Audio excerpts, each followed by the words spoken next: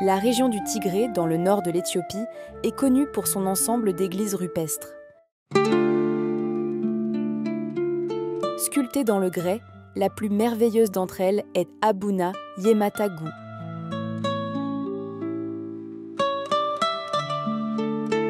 Il n'y a qu'une seule façon d'y accéder. Vous devez escalader cette falaise.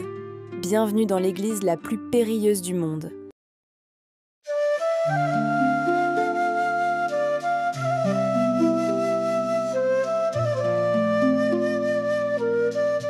Établie au 5e siècle, l'église porte le nom de son fondateur et bâtisseur, le père Yemata. Perché à 650 pieds au-dessus d'une falaise escarpée, certains disent qu'il a choisi cet emplacement pour être plus proche des esprits célestes. D'autres affirment que c'était une décision stratégique pour éviter ses ennemis.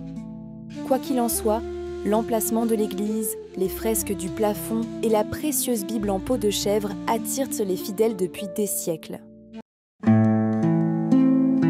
L'église compte 20 membres du clergé et est gérée par ce prêtre de haut rang. Il vit ici depuis plus de 47 ans et fait l'ascension tous les jours. Je suis le père Gebre Rufael Asresera. Je suis celui qui habite dans cette église. Je suis le serviteur et celui qui conduit la messe.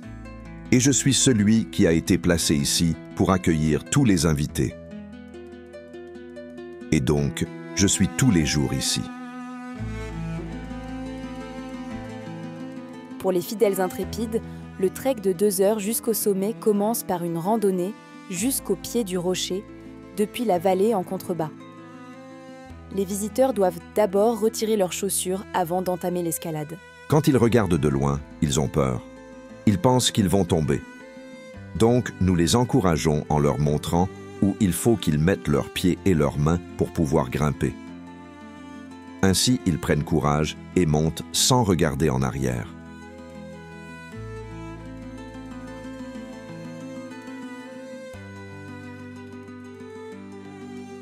Le dernier obstacle avant l'entrée de l'église peut mettre à l'épreuve la foi du pèlerin le plus ardent. Une étroite corniche avec un précipice mortel sur la gauche et aucune marge d'erreur. Une fois à l'intérieur, vous pourriez penser être au paradis, mais vous ne vous êtes jamais senti aussi vivant. Personne ne quitte l'église sans avoir prié. Ils respectent tous cela.